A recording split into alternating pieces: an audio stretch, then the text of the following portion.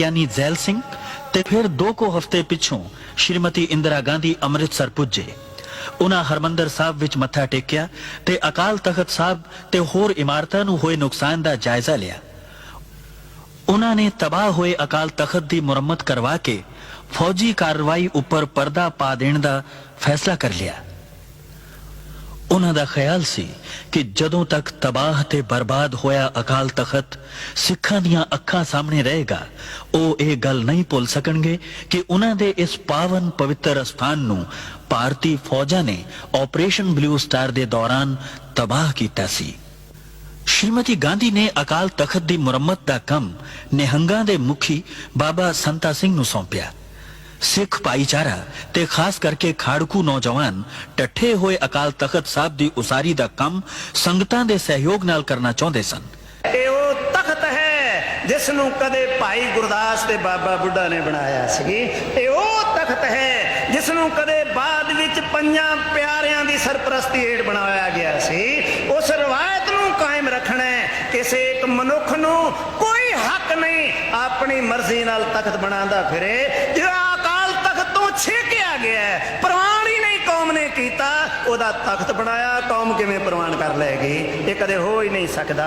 निहंग संता सिंह द्वारा मुरम्मत किए गए अकाल तख्त नूं सिख जगत ने प्रवान न किया ते उन्हां ने अकाल तख्त दी उस इमारत नूं ढा के अपने खून पसीने ते मेहनत नाल नवें अकाल तख्त दी सिरजणा दा कारज शुरू कर दिता। ब्लू स्टार ऑपरेशन तो बाद पंजाब दे पिंडां विचों कथित आतंकवादी नौजवानां नूं पकड़न ते उन्हां दी अलख मुका देण दा अभियान शुरू कर दिता गया। इस नूं वुड रोज ऑपरेशन दा नाम दिता गया। पंजाब दे अनेकां बेगुनाह युवक इस ऑपरेशन दे तहत मार दिते गए। सरकार दा कहना सी कि वो देश नूं टुकड़े टुकड़े करन दी कोशिश कर रहे सन।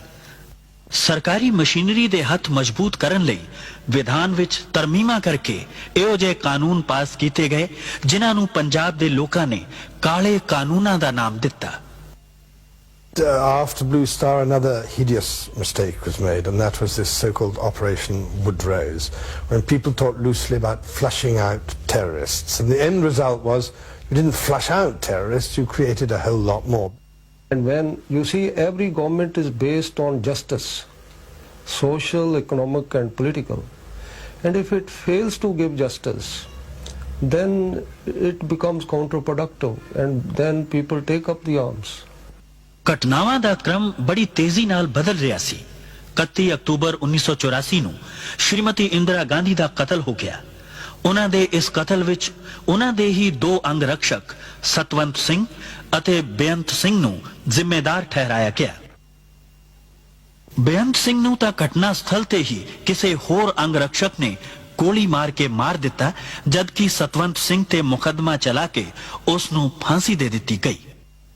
जदों इस घटना बारे बेअंत सिंह दी पत्नी बिमल खालसा कोलों पूछया गया तां उन्हां ने कहा, दरबार साहब दी बेअदबी तो बाद अटैक होने तो बाद हरेक सिख दा हिरदा जिहड़ा सी दुखी सी। तो शहीद बेअंत सिंह भी उन्हां मतलब सिखां विचों एक सी ते उन्हां ने भी दरबार साहब दी बेअदबी नूं नहीं सहारिया। श्रीमती इंदिरा गांधी दा कतल अपने आप विच बड़ी दुखदाई घटना सी, पर इस घटना तो बाद सारे देश विच सिख विरोधी दंगे भड़क उठे। इन्हां दंगियां विच हजारां सिखां नूं जिउंदे साड़ दिता गया जां तसीहे दे के कतल कर दिता गया। सैकड़े नौजवान बच्चियां दी इज्जत लुट लई गई। सरकारी अनुमान अनुसार केवल दिल्ली विच ही 2500 तो वध औरतां विधवा हो गईयां।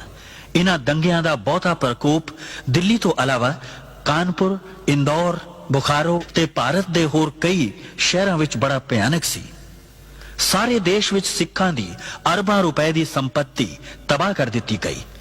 केवल दिल्ली विच ही सैकड़े गुरुद्वारियां नूं अग्गां लगा दित्तियां गईयां ते हजारां पावन पवित्र बीड़ां जला के राख कर दित्तियां गईयां। दंगा करन वाले ये भुल गए सन कि जिस गुरु ग्रंथ साहब नूं सिखां दा ग्रंथ समझ के साड़िया जा रहा है, उस विच भगत कबीर, भगत रविदास, भगत नामदेव, रामानंद अते बाबा फरीद दी भी बाणी दर्ज है, जिस नूं लखां सिख हर रोज मत्था टेकदे ते सत्कार दिंदे हन। ਗੈਰ ਸਰਕਾਰੀ ਅਨੁਮਾਨ ਅਨੁਸਾਰ ਇਨ੍ਹਾਂ ਦੰਗਿਆਂ ਵਿੱਚ 20,000 ਦੇ ਕਰੀਬ ਸਿੱਖ ਮਾਰੇ ਗਏ ਸਨ। ਮੇਰੇ ਪੋਤਰਿਆਂ ਨੂੰ ਫਿਰ ਵਿਚਾਰਿਆਂ ਨੂੰ ਅੱਛੀ ਤਰ੍ਹਾਂ ਸ਼ਹੀਦ ਕੀਤੇ ਗਏ। ਇਹ ਅਸੀਂ ਉਹਨਾਂ ਦੀ ਕੋਈ ਗੱਲ ਕਰ ਨਹੀਂ ਸਕਦੇ ਵੀ। ਵਿਚਾਰਿਆਂ ਨੂੰ ਐਸਾ ਉਹਨਾਂ ਨੂੰ ਨਾਲੇ ਦੇ ਵਿੱਚ ਡੋਬ ਕੇ ਸੀਏ ਦੇ ਕੇ ਸਾਡੇ ਬੱਚਿਆਂ ਨੂੰ ਸ਼ਹੀਦ ਕੀਤਾ ਗਿਆ। मेरी कुड़ी का सिर फाड़ देता, फिर लड़की कहने लगी मेरा भाई बचा ले, छोड़ दे, मैनू मार दे, मेरा भाई छड़ दो, मेरी माँ का सहारा बन जाएगा। कोई भंगी थे, मुसलमान थे, इस्लाम था, उद्दल था, गुप्ता था, हाँ सारे थे, सारे इस इलाके के थे। बस जब सारे भाज गए ना तो डप्पा थे, बल्लम उसको ऐसे घोप दे देते थे, तो वो कहते हाय रे मैं मर गया रे, फिर वो हाथ ऊपर करते तो उसको लाठी मार के सिर पे जिंदे को आग लगा गए, मेरे मुंडे को जिन्ने को आग लगा ऐसे फंस गए जैसे बच्चे। मेरी गोदी में से खिंच गए। 3 साल के बच्चे मार दिए, 3 साल के। इसकी 2 में 3 साल के बच्चे हो गए, बीतेगी उसके दिल पे। शिकल देख कैसी हो रही मेरी मुंडी ऐसे जला दी, आग में से काट के मार के पहले यहाँ से गर्दन काट के आग में जला दी। 1000-2000 ਬੰਦਿਆਂ ਨੇ ਸਾਡੇ ਤੇ ਹਮਲਾ ਕਰ ਦਿੱਤਾ। ਹਮਲਾ ਕਰਤਾ, ਅਸੀਂ ਗੁਰਦੁਆਰਾ ਬਚਾਉਣ ਵਾਸਤੇ ਆਏ ਤੇ ਬੰਦੇ ਦੌੜ ਜਾਂਦੇ, ਫਿਰ ਅਸੀਂ ਛਡਾ ਨਸਾ ਕੇ ਭਜਾ ਕੇ ਆ ਜਾਂਦੇ, ਫਿਰ ਵਾਪਸ ਆ ਜਾਂਦੇ। ਇੰਨੀ ਚਿਰ 2-3 ਘੰਟੇ ਅਸੀਂ ਇਸ ਤਰ੍ਹਾਂ ਹੀ ਕੀਤਾ। ਉਸ ਤੋਂ ਬਾਅਦ ਜੀ ਸਾਹਿਬ ਪੁਲਿਸ ਆ ਗਈ। ਉਹਨਾਂ ਨੇ ਕਿਹਾ ਜੀ ਤੁਸੀਂ ਆਪਣੇ ਆਪਣੇ ਘਰਾਂ ਵਿੱਚ ਚਲੇ ਜਾਓ, ਅਸੀਂ ਤੁਹਾਡੀ ਸ਼ਾਂਤੀ ਕਰਾ ਦਿਆਂਗੇ। ਅਸੀਂ ਸ਼ਾਂਤੀ ਵਾਸਤੇ ਆਪਣੇ ਆਪਣੇ ਘਰਾਂ ਵਿੱਚ ਚਲੇ ਗਏ ਜੀ। ਉਸ ਤੋਂ ਬਾਅਦ ਕੀ ਹੋਇਆ ਜੀ, ਸ਼ਾਂਤੀ ਤੇ ਹੋਈ ਨਹੀਂ। ਬੰਦੇ ਫਿਰ ਆਪਣੇ ਆਪਣੇ ਘਰ ਚਲੇ ਗਏ, ਕਿ 2-2 ਬੰਦੇ ਸੀ। ਉਦੋਂ ਫਿਰ ਬੰਦੇ ਕਿ 200-200 300 ਇੱਕ ਬੰਦੇ ਦੇ ਘਰ ਤੇ ਚੜ ਗਿਆ, ਪੱਥਰਾਂ ਨਾਲ ਮਾਰਿਆ, ਮਿੱਟੀ ਦਾ ਤੇਲ ਸਾੜਿਆ, ਉੱਤੇ ਅੱਗ ਲਾ ਕੇ ਬੰਦੇ ਨੂੰ ਮਾਰ ਕੇ ਸੱਟ ਗਏ। ਅੱਧਾ ਮਰਿਆ, ਅੱਧਾ ਨਹੀਂ ਮਰਿਆ, ਪਿਆ ਰਿਹਾ ਜੀ। ਫਿਰ ਇਹ ਗੁਰਦੁਆਰਾ ਸਾਰਾ ਤੋੜ ਦਿੱਤਾ ਪੂਰਾ। ਬਾਬਾ ਸਾਹਿਬ ਦੀ ਪੂਰੀ ਬੇੜੀ ਦੀ ਬੇਇੱਜ਼ਤੀ ਕੀਤੀ। ਸਾਰੀ ਕਲੋਨੀ ਦੇ ਬੰਦੇ ਹਟੋ ਨਾ, 200-300 ਬੰਦਾ ਸਾਡਾ ਇੱਧਰ ਦਾ ਮਰਿਆ। ਤੁਹਾਡੀ ਲਾਸ਼ਾਂ ਦਾ ਕੀ ਆ? ਲਾਸ਼ਾਂ ਦਾ ਜੀ ਪੁਲਿਸ ਲੈ ਗਈ, ਪਤਾ ਨਹੀਂ ਕਿੱਥੇ ਸਿੱਟੀਆਂ, ਕੋਈ ਪਤਾ ਨਹੀਂ। ਜਿਹੜੇ ਇੱਥੇ ਸੀ 50-100 ਬੰਦੇ ਤੇ ਇੱਥੇ ਸੜ ਗਏ, ਇੱਥੇ ਹੀ ਮਰ ਗਏ, ਇੱਥੇ ਹੀ ਪੈ ਰਹੇ। ਉਹਨਾਂ ਨੂੰ ਕੁੱਤੇ ਬਿੱਲੇ ਖਾ ਗਏ ਵਿਚਾਰਿਆਂ ਨੂੰ, ਕੋਈ ਪਤਾ ਨਹੀਂ। ਦੇਸ਼ ਵਿੱਚ ਸਿੱਖ ਭਾਈਚਾਰੇ ਉੱਪਰ ਇੰਨਾ ਵੱਡਾ ਕਹਿਰ ਟੁੱਟਿਆ, ਪਰ ਦੇਸ਼ ਦਾ ਹੁਕਮਰਾਨ ਇਹ ਕਹਿ ਕੇ ਸਪਸ਼ਟੀਕਰਨ ਦੇ ਰਿਹਾ ਸੀ ਕਿ ਜਦੋਂ ਵੱਡਾ ਦਰਖਤ ਗਿਰਦਾ ਹੈ ਤਾਂ ਧਰਤੀ ਹਿਲਦੀ ਹੀ ਹੈ। ਦੇਸ਼ ਦਾ ਆਮ ਸਿੱਖ ਇਹ ਸੋਚ ਰਿਹਾ ਸੀ ਕਿ ਕੀ ਇਹ ਧਰਤੀ ਸਿਰਫ ਸਿੱਖਾਂ ਵਾਸਤੇ ਹੀ ਹਿੱਲਣੀ ਸੀ। ये तो हम तो खुलेआम कहते हैं कि जिस देश का प्रधानमंत्री इतने लोगों की हत्या हो और उसके बाद कहे कि साहब बड़ा कोई पेड़ गिरता है तो पत्ता झड़ता ही है, तो ये कोई मतलब है कि कोई सद्भावना के दृष्टिकोण से अच्छा नहीं है। It was very sad that Indira Gandhi was assassinated. Very sad. But what followed later was sadder still. Much more sadder than. And explanations like a huge tree falling and hence there would be a small shudder around, I think they don't serve much purpose. They do not.